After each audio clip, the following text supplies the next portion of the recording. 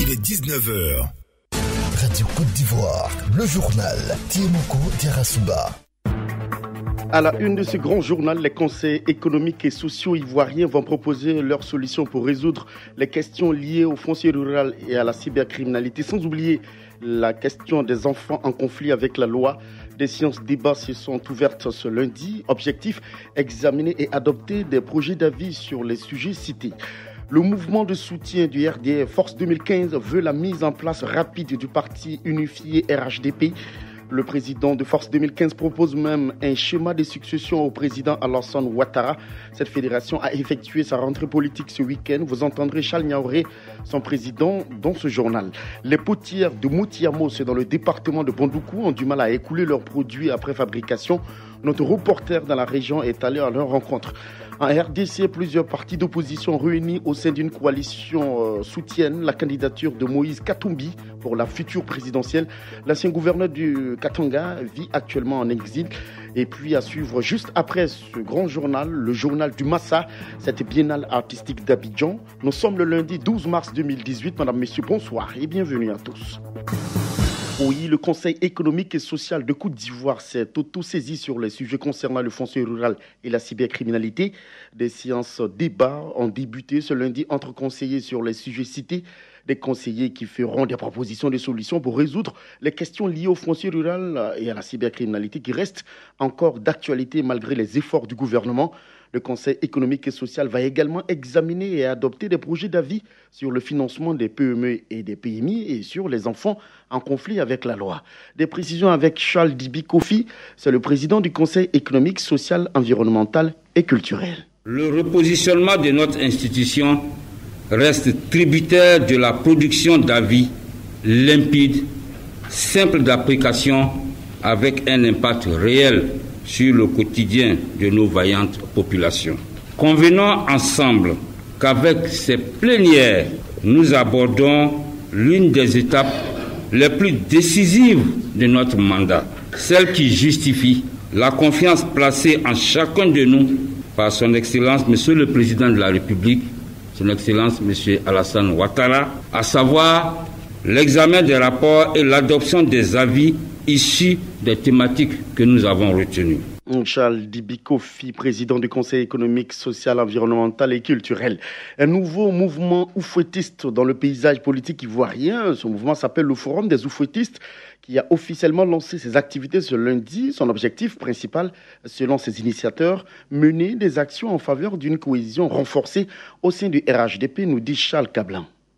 C'est le 18 mai 2005 à Paris qu'est né le Rassemblement des oufouettistes pour la démocratie et la paix. Une plateforme qui a pour vocation de fédérer toutes les forces politiques se réclamant de l'héritage de Félix Houphouët-Boigny. Mais après 7 ans d'exercice effectif du pouvoir d'État, quelques failles apparaissent aujourd'hui dans le fonctionnement de cette alliance. Le Forum des oufouettistes veut donc mener des actions pour renforcer la cohésion au sein du RHDP. Pour son initiateur, le député de San Pedro Commune, Anoble Félix, l'heure est venue de transcender les partis politiques. Au niveau du forum, nous disons, bâtissons une unité autour de l'œuvre de Félix Houphouët-Boigny qui est la Côte d'Ivoire. Et évitons de nous claniser. Nos différents clans n'ont que pour résultat la destruction de l'œuvre de Félix Houphouët-Boigny qui est la Côte d'Ivoire. Scepticisme, doute et même opposition d'un côté et avis favorable de l'autre, des positions tranchées qui plombent le projet de parti unifié. Et pour les militants qui auraient des appréhensions, voici les assurances du premier vice-président du RDR, le Rassemblement des Républicains, Amadou Soumaoro. Si les cadres de notre groupement politique sont préoccupés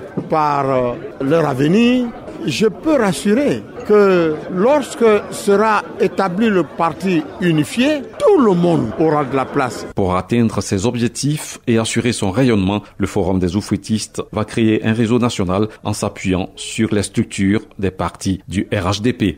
C'est l'inspecteur d'État qui a présidé cette cérémonie de lancement des activités du Forum des oufouettistes. Awa Ndoli Théophile a exhorté les membres à la détermination afin de réussir leur mission. Vous l'entendrez dans nos prochaines éditions. Par ailleurs, et je vous le disais en titre, la Fédération des organisations républicaines pour la cohésion et l'émergence 2015 demande au président Alassane Ouattara d'ouvrir le débat sur sa succession au sein du RHDP. Force 2015, c'est de cette fédération qu'il s'agit, appelle même à la dissolution de tous les partis politiques parlementaires à l'hémicycle pour la formation d'un seul groupe parlementaire. Disons-le tout net, Force 2015, proche du RDR, adhère et soutient l'idée de la création du parti unifié, le RHDP. Cette fédération a fait des propositions en vue de la création rapide de ce parti et c'était au cours de sa rentrée politique au titre de l'année 2018 organisée à Gagnoua. Des précisions avec Alassane Koulibaly.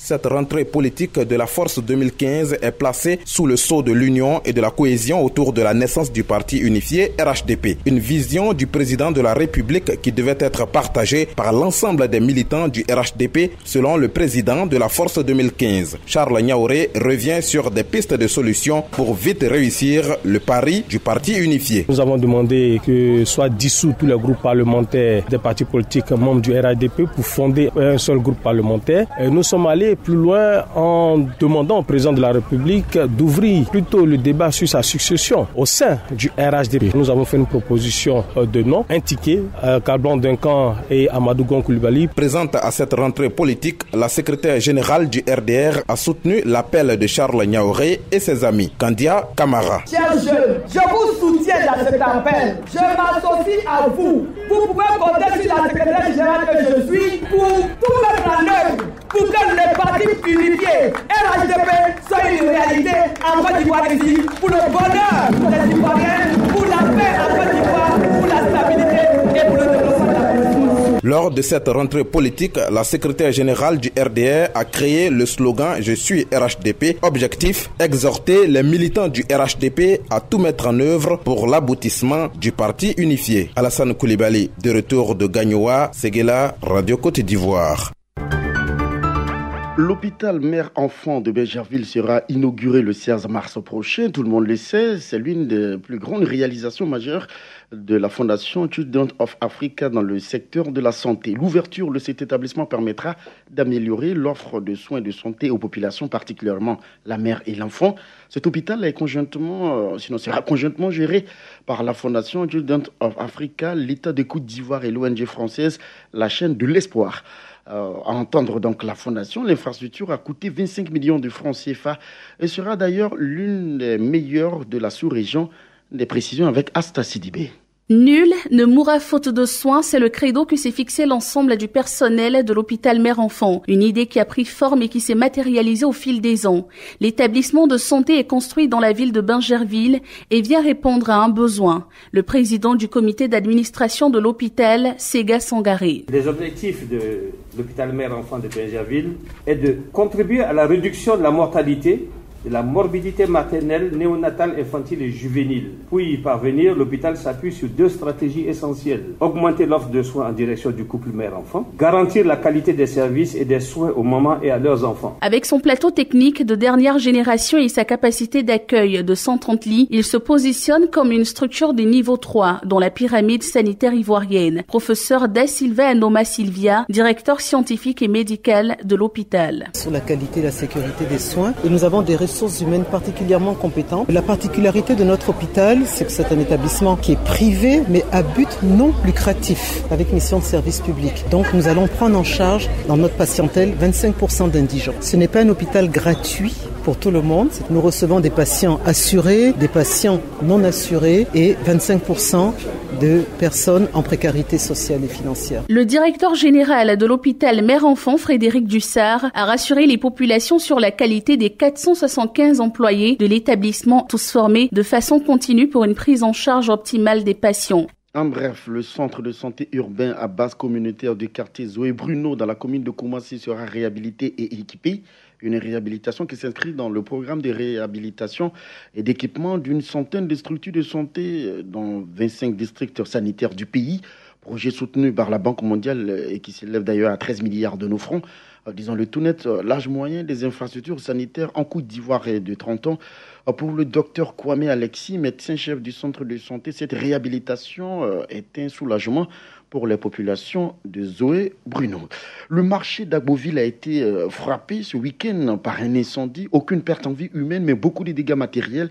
Selon le premier magistrat de la commune, les flammes seraient parties d'un court-circuit. C'est la deuxième fois d'ailleurs que ce marché est touché par un incendie. Le conseil municipal promet faire le nécessaire pour permettre aux commerçants de continuer leurs activités. On écoute le colonel Ncho Achou Albert, c'est le premier magistrat d'Abouville.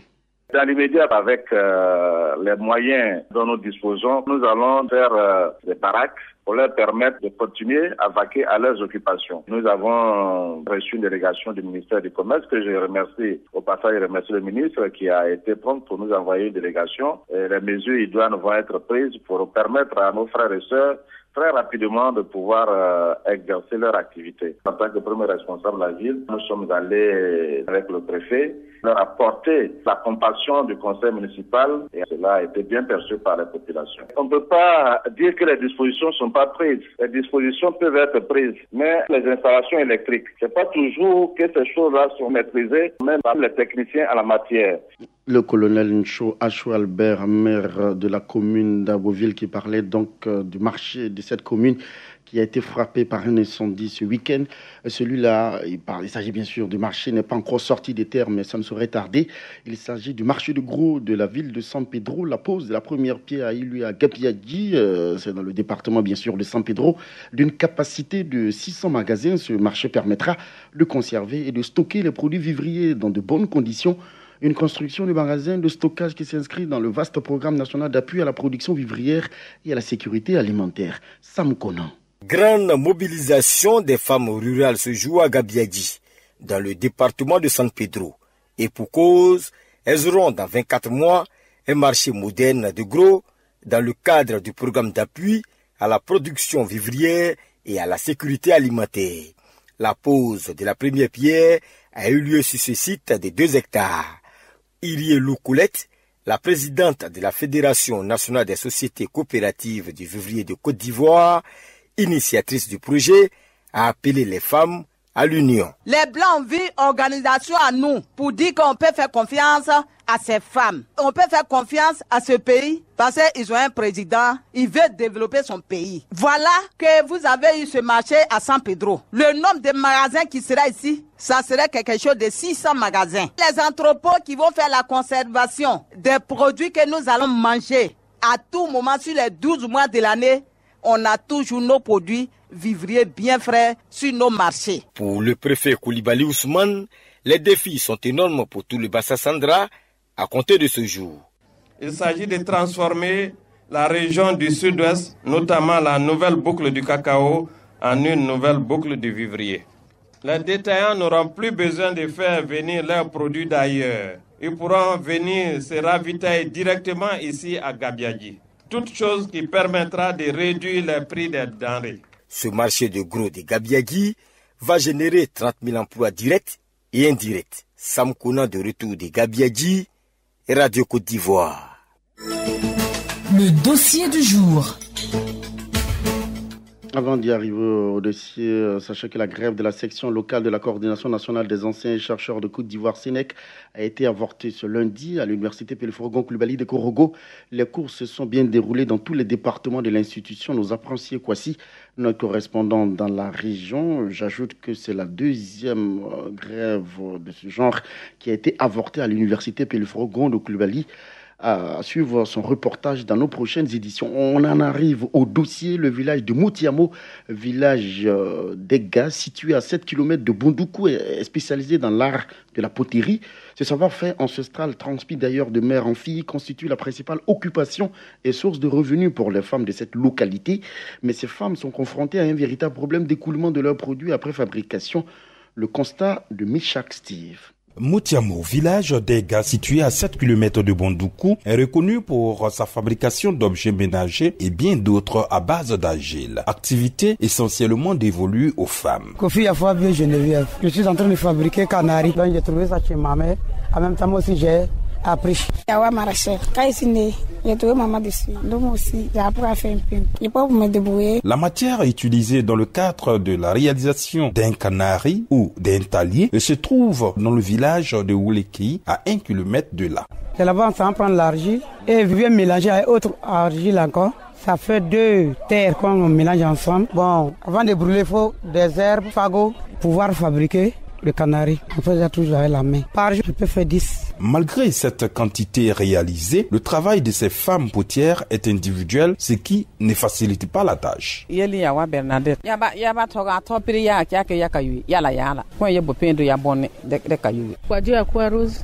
Pourquoi on n'est pas en association? Parce que quand on a trouvé nos grands-parents, ils travaillent tout un chacun chez lui à la maison.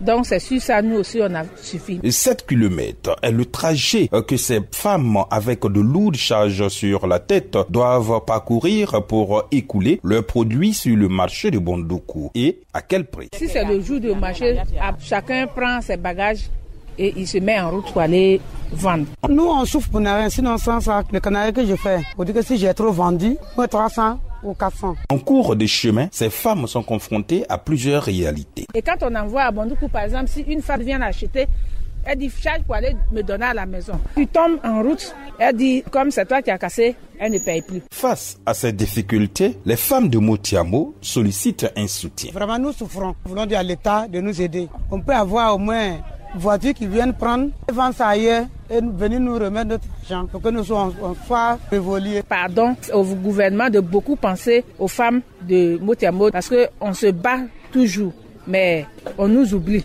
Et si on peut nous aider à avoir par exemple un mototaxi pour pouvoir transporter notre argile. Et puis si on peut avoir un magasin de stockage. La poterie est une activité génératrice de revenus pour ces braves femmes de Motiamo qui ne demandent qu'à être encouragées. Mais chaque Steve, Motiamo pour Radio Côte d'Ivoire. La campagne électorale n'a pas encore commencé en RDC, la République démocratique du Congo, mais les grandes manœuvres sont en cours et depuis ce week-end, cela se passe en Afrique du Sud. Le G7 et l'alternance sont réunis autour de Moïse Katumbi. L'opposant soutient le candidat déclaré de longue date, l'ancien gouverneur du Katanga, qui vit actuellement en exil, ne cache pas son ambition d'occuper le poste de Joseph Kabila en décembre prochain. Moïse Katumbi a ensuite déroulé son programme de gouvernance. Il promet de mobiliser 100 milliards de dollars pour relancer la République démocratique du Congo. Le grand absent de cette nouvelle plateforme de l'opposition, c'est l'UDPS, pour l'instant, et en tout cas, puisque selon Moïse Katumbi, cette plateforme reste ouverte à tous. Il n'est pas impossible donc de voir que d'autres partis comme l'UDPS puissent y adhérer, même si effectivement au sein de l'UDPS, certaines personnalités souhaitent que Félix Tshisekedi soit leur candidat et elles le font savoir d'ailleurs. Quant à l'UNC de Vital Kamerhe, le parti prévoit une alliance avec le MLC de Jean-Pierre Bemba, le MLC qui a annoncé une autre alliance avec le palais d'Antoine Zenga. Tout cela montre bien que l'opposition s'organise en vue de la présidentielle fixée au 23 décembre prochain. Au Burundi, l'État a décidé de mener une grande campagne de sensibilisation en faveur du mariage légal, et ce, en vue de mettre fin au concubinage et aux liaisons à multiples femmes. Quel regard portez-vous sur cette démarche du président burundais face au poids de la culture, de la coutume et d'autres pratiques sociologiques traditionnelles? Adama Bakayoko vous donne la parole demain mardi sous le coup de 6h30 au 20 21 44 48 ou au 20 24 27 87. Le débat est aussi ouvert sur la page Facebook de Radio Côte d'Ivoire. Radio Côte d'Ivoire en un seul mot. Donc, tout attaché, vous pouvez laisser vos commentaires, mais également vos différents contacts. C'est la fin de la première partie de ce grand journal, la seconde étant réservée donc au journal du Massa. Mais avant d'y arriver, retenez pour l'essentiel que les conseillers économiques et sociaux ivoiriens vont proposer leurs solutions pour résoudre les questions liées au foncier rural, à la cybercriminalité et aux enfants en conflit avec la loi. Des séances débats se sont ouvertes ce lundi. Objectif, examiner et adopter des projets d'avis sur les sujets cités. Le mouvement de soutien du RDF Force 2015 veut la mise en place rapide du parti politique RHDP. Le président de Force 2015 propose même un schéma de succession au président Alassane Ouattara. Cette fédération a effectué sa rentrée politique ce week-end. Vous avez entendu le président de Force 2015, Charles Niaouré, dans ce grand journal. Les potières de Motiamo, c'est dans le département de Bondoukou, ont du mal à écouler leurs produits après fabrication. Le reportage de notre correspondant dans la région. Et puis, je vous le disais tantôt, plusieurs partis d'opposition réunis au sein d'une coalition soutiennent la candidature de Moïse Katumbi pour la future présidentielle. L'ancien gouverneur du Katanga, vous le savez, lui vit actuellement en exil. Ouvert depuis samedi, le Massa se poursuit pour cette 10e édition de cette biennale du marché des arts et spectacles d'Abidjan. Plusieurs rencontres tant professionnelles qu'artistiques sont au menu. Le journal du Massa pour ce premier jour, c'est-à-dire ce lundi, est présenté par Nadège Kofi. Le journal du Massa. Théâtre, musique, danse, conte, humour, slam. Le journal du Massa. Le marché des arts du spectacle d'Abidjan. Cette 4e journée du Massa a été marquée par plusieurs activités. Dès 10 heures à Trècheville, professionnels, journalistes et festivaliers ont été invités à réfléchir sur 2 thèmes. Le marché des arts du spectacle dans le monde, dans la salle Jean-Marie Diafi, et aux origines du Massa, dans la salle La Niangoran-Porquet. Au même moment, les amoureux de slam et lecture scénique étaient dans la salle Kodjo et Bouclé. L'après-midi, en plus du Palais de la Culture, les communes d'Abobo, Cocody et Plateau ont été également pris d'assaut. Théâtre, conte, art de la rue, danse, humour et musique ont été proposés aux spectateurs qui ont effectué le déplacement. Une réunion bilan de la mise en œuvre de l'accord de coopération culturelle Côte d'Ivoire-Burkina Faso s'est tenu. Le point avec le ministre de la Culture, Maurice Bondama. Le point qui a été fait est satisfaisant. Satisfaisant des 2 côtés puisque nous avons pu mettre en activité nos artistes, nos acteurs culturels. Vous vous souvenez de la brillante participation de la Côte d'Ivoire au FESPACO 2017 qui a été renforcée par la présence du président Alassane Ouattara aux côtés de son homologue burkinabé. Vous vous souvenez de notre contribution au film Frontières d'Apolline Traoré. Donc, nous travaillons de commun accord pour faire avancer les activités de nos 2 pays. Et donc, ce point nous permet d'envisager des perspectives pour 2018. Et nous sommes parfaitement en phase et nous sommes heureux de la présence de M. le ministre. Et nous comptons travailler pour mettre en œuvre les recommandations de nos chefs d'État. Dans les perspectives de la relation ivoiro-burkinabé, le ministre Maurice Bondama nous parle de la foire ivoiro-burkinabé qui se tiendra à Yamoussoukro dans le cadre du TAC. Ce qui concerne la mise en œuvre de l'accord de coopération, une foire ivoiro-burkinabé, une foire culturelle, gastronomique, artisanale ivoiro-burkinabé à Yamoussoukro à l'occasion du prochain sommet sur le TAC, donc au mois de juillet 2018. Donc nous travaillons déjà à cela. C'est un programme qui est déjà en marche. Plusieurs styles de musique sont proposés aux spectateurs. Notre reporter Adama Bakayoko a rencontré Paul Wassaba, artiste musicien qui pilote la commission jazz. Il nous parle ici de Jay Allen, un artiste qui va se produire lors de ce marché. Nous avons un autre concert de jazz à l'Institut français. Et là, nous avons Gwyn J. Allen avec son groupe qui s'appelle le Sound Laminin. Gwyn J. Allen, c'est un artiste qui est arrivé vraiment dans le jazz par le biais de la musique reggae. À l'époque, lorsqu'il intervenait sur les albums des chanteurs comme Diana Ross et Maxi Priest qui fait du reggae, les gens avaient pensé que c'était un Jamaïcain parce qu'il avait cette voix grave qui arrivait et tout, qui faisait du rap sur les musiques R&B des autres. C'est un Sierra Leone, c'est un Britannique Sierra Leone. Et lui, il sera là. Il a fait beaucoup du Louis Armstrong. Et son groupe a composé de musiciens qui viennent des États-Unis. Aux côtés de Jay Allen, une révélation. C'est un groupe jazz ivoirien dont nous parle Paul Wassaba. Jaixi, un groupe de jazz de jeunes Ivoiriens. C'est l'un des groupes vraiment qui arrive au top niveau des jeunes. Certains d'entre eux sont sortis de l'INSAC, un peu comme le groupe 5 O'Clock que nous avons pris à la dernière édition. Ce groupe de jeunes a un niveau vraiment international.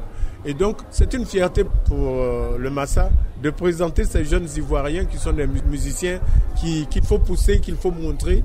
Et je pense qu'il faut montrer aussi à la Côte d'Ivoire que nous avons des musiciens ici qui ont ce niveau-là. Ce mardi, les espaces Figayo de Yopougon, Inch'Allah de Koumassi et le club municipal d'Adjamé vont proposer de la musique et la danse.